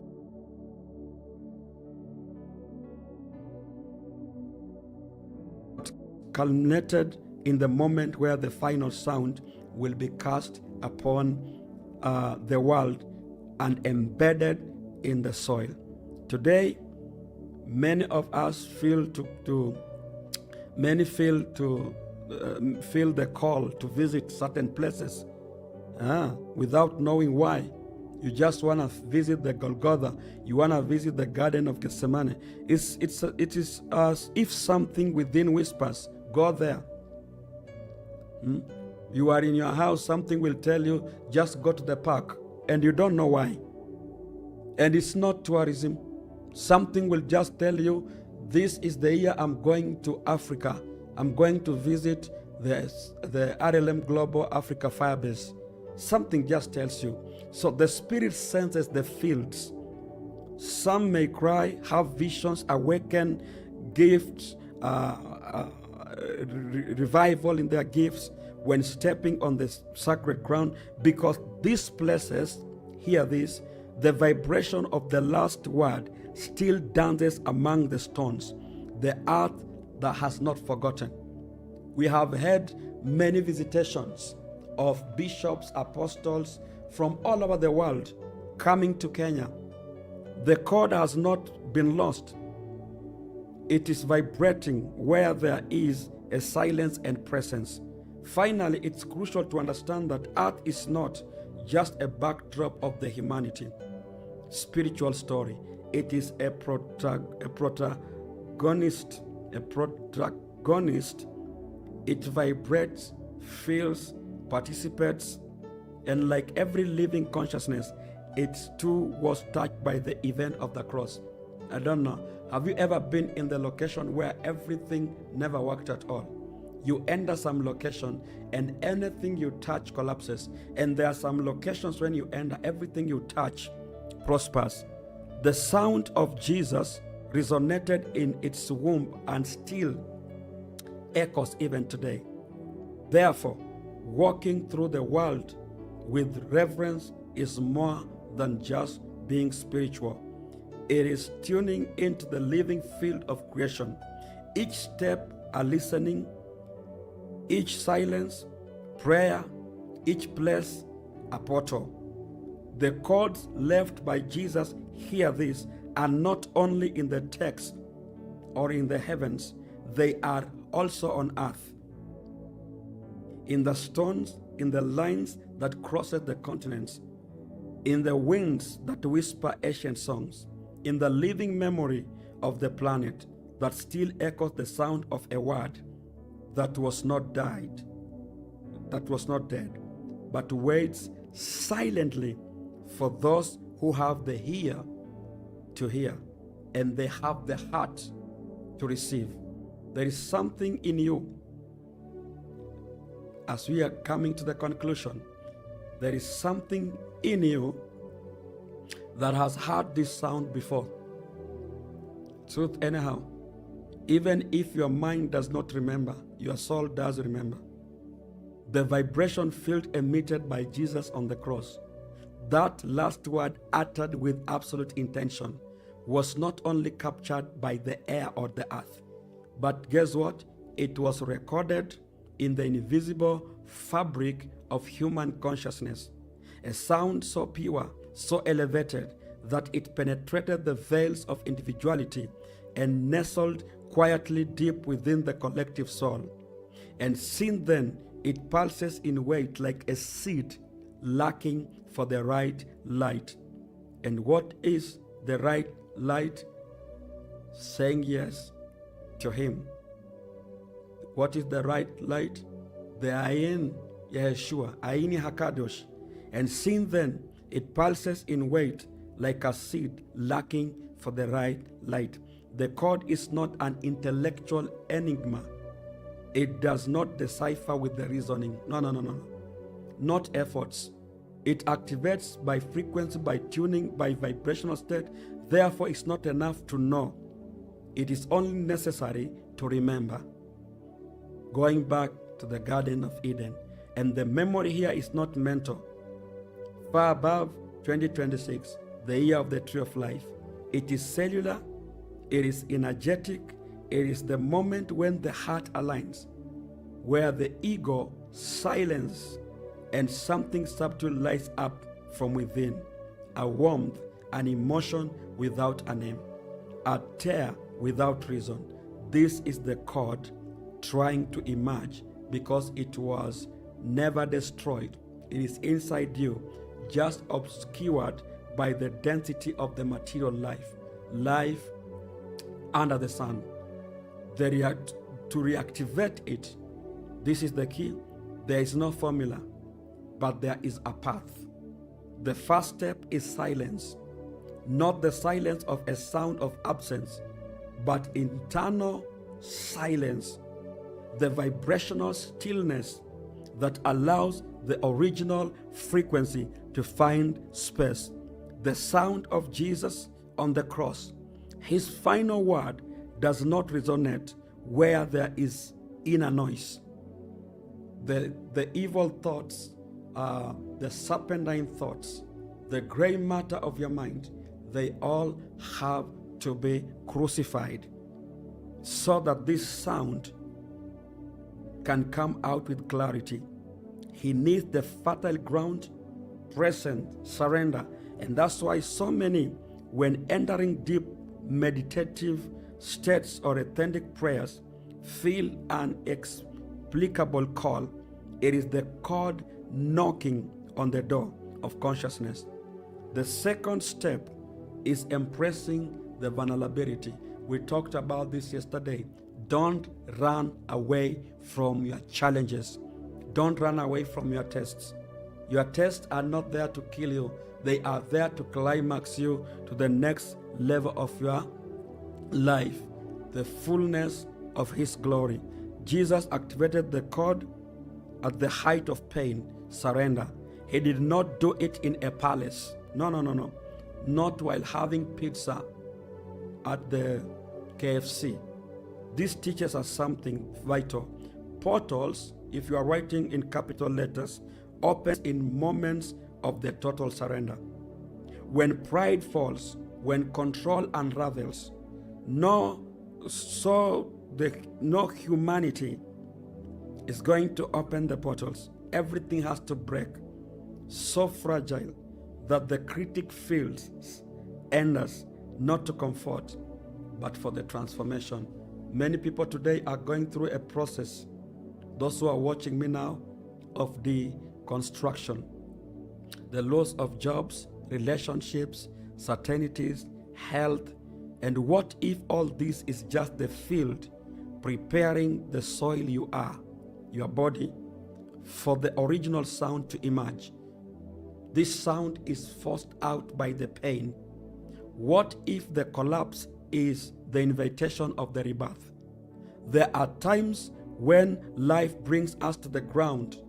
Hear this, not to destroy us, but to tune us in, because it is there in the silence at the fall that the spirit heareth what the mind never understood.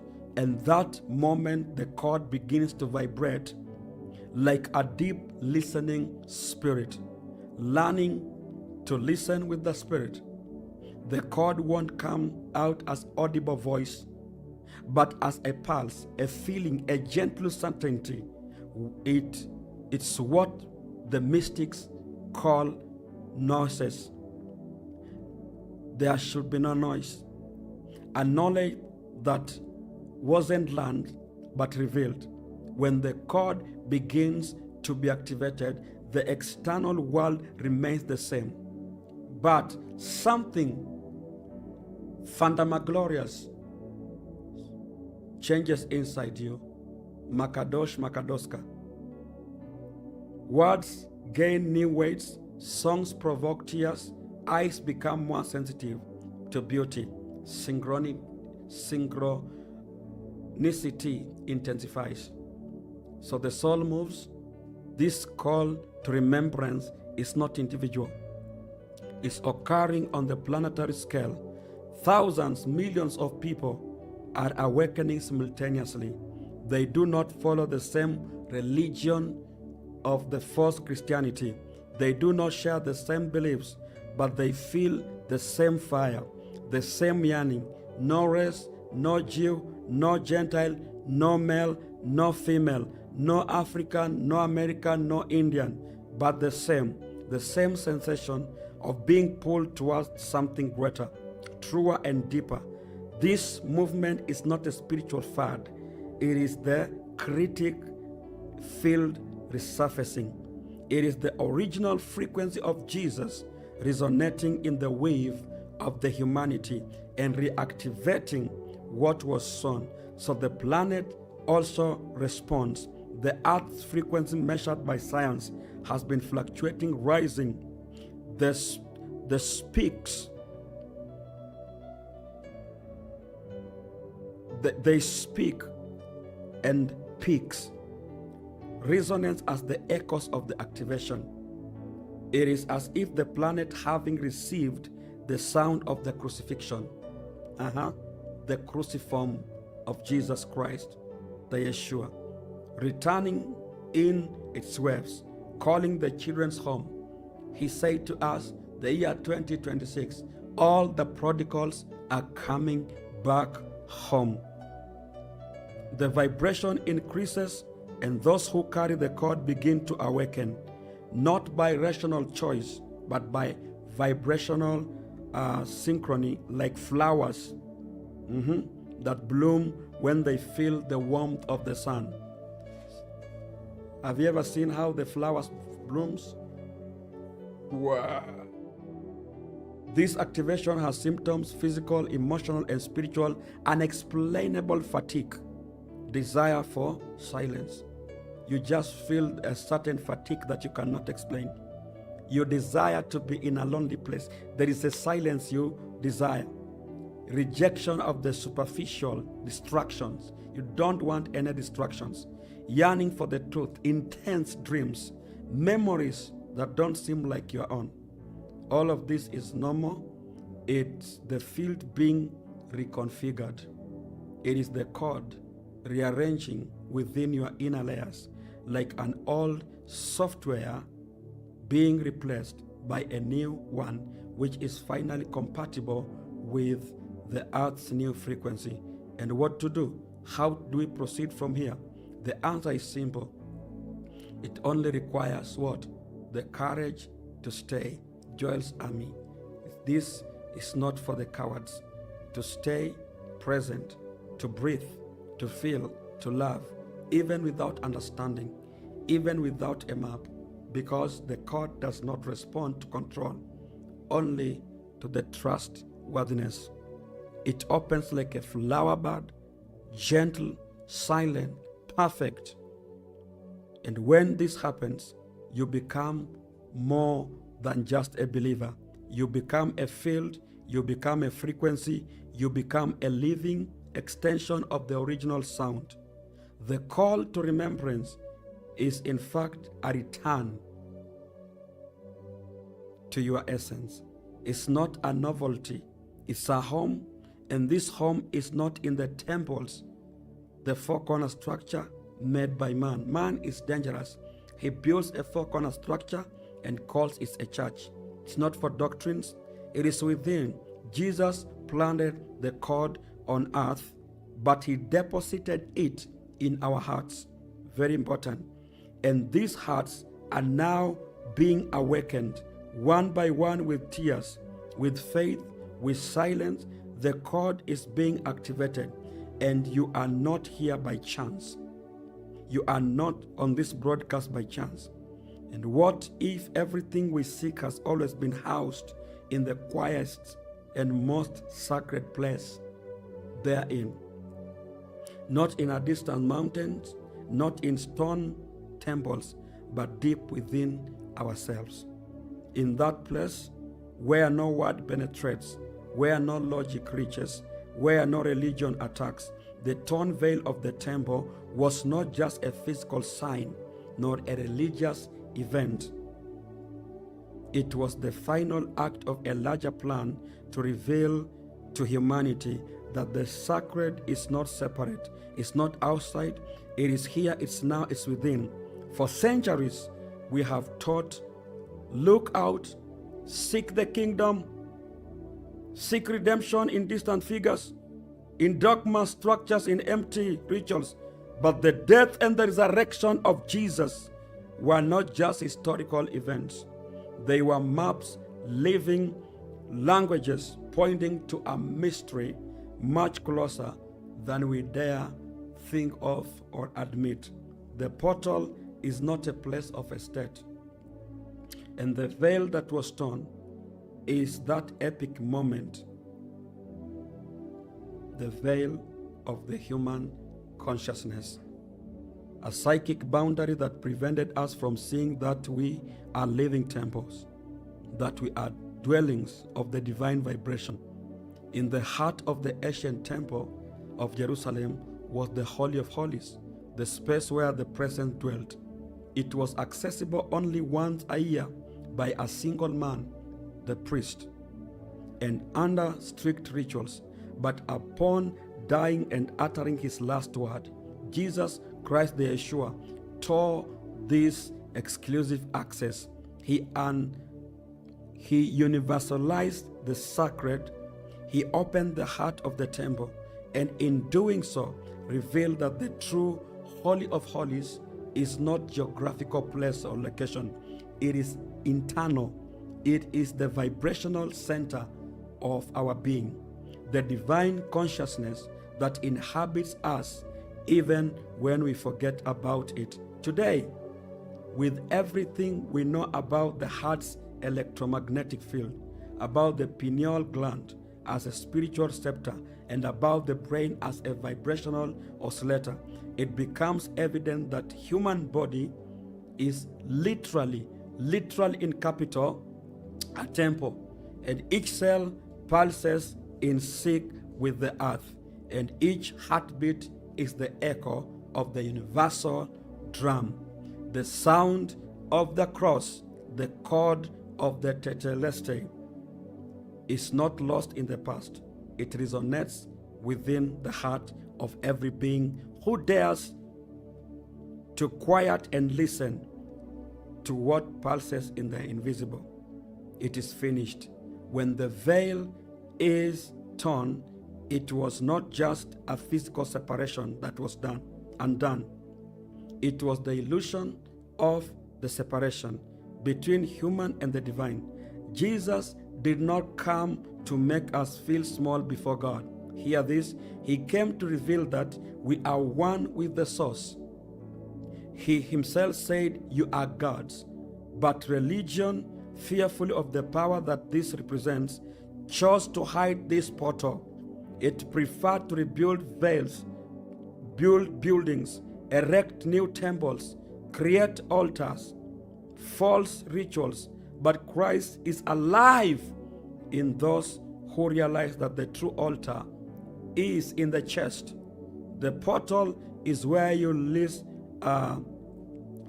look for. It opens when you are silent, when you are surrendered, when you love unconditionally. It doesn't respond to man-made formulas, but to frequency. And this frequency can only be activated by the deep states of gratitude, compassion, silence, and presence. When these states become reality within you, the veil begins to resolve.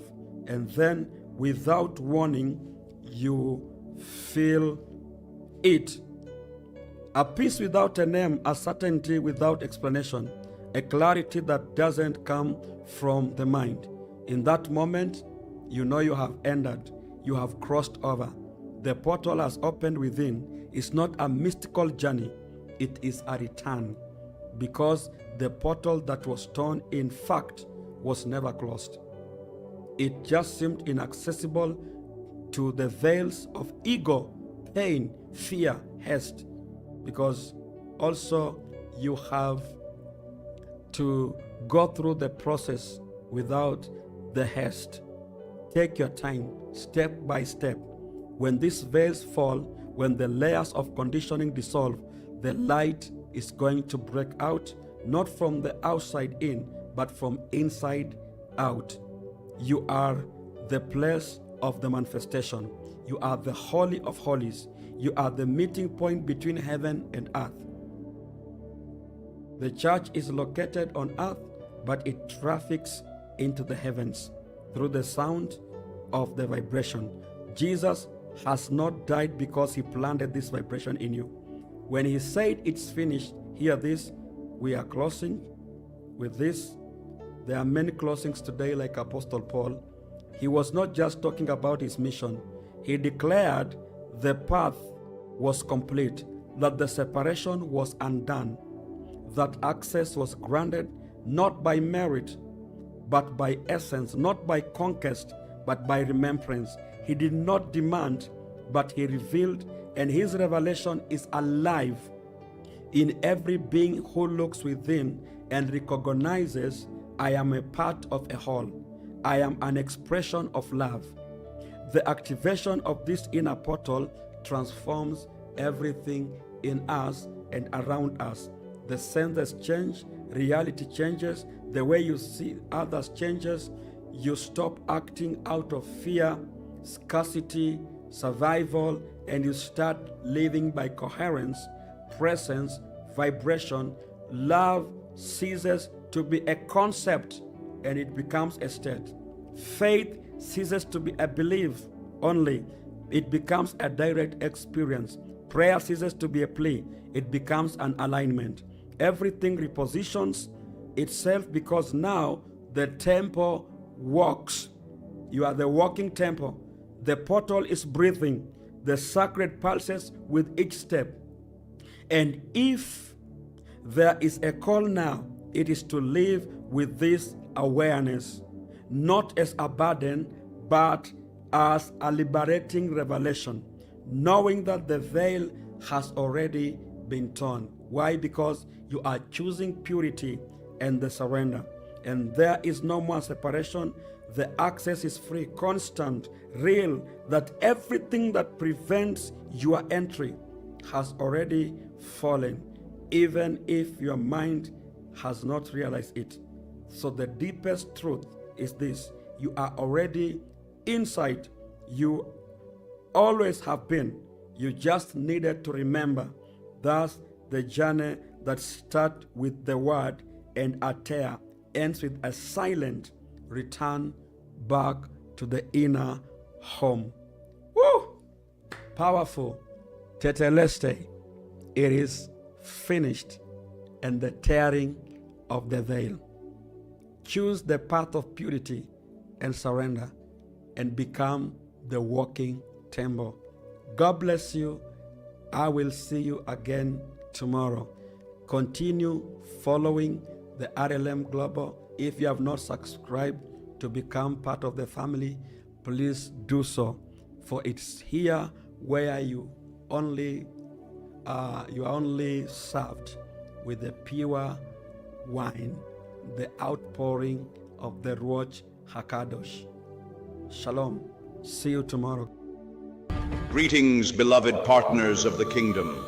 I speak to you today as a steward of the Tree of Life Treasury, established under the authority of Jesus Christ and entrusted with the financial governance of kingdom expansion through RLM TV. This is not a message about money. It is a message about alignment. We are entering a defining season. The sapphire throne is being revealed. The tree of life is bearing fruit. The government of Jesus Christ is advancing, not in theory, but in real time. RLM TV exists for governmental work from the throne of Christ. Through daily broadcasts, publishing, and global outreach, this ministry is established to heal nations, raise mature sons and daughters, and release new covenant wisdom across the earth. This work is alive, and it is expanding. Kingdom expansion does not move through spectators. It moves through covenant partners. Expansion requires alignment, stewardship, and those called to build, not observe. This is more than giving. This is alignment. As an eternal Tree of Life covenant business partner, your generosity fuels live broadcasts, global outreach, teaching platforms, publishing, discipleship, and the infrastructure required to reach millions. Your seed becomes fruit that remains. If God has connected your spirit to this ministry, He is inviting you to build it with us, not through pressure, not through emotion, but through shared vision and shared inheritance in Christ. If your spirit is joined to this work, I invite you to take your place as a Tree of Life covenant business partner today. Visit www.rlm.tv to align your resources with this great and mighty work, the making of new heavens through Jesus Christ and the expansion of His kingdom throughout the earth. Your partnership helps establish what will endure forever. Thank you for standing with us in this holy work. May the Lord establish the work of your hands, multiply your seed, and cause you to flourish in the tree of life of Jesus Christ. Welcome to Covenant.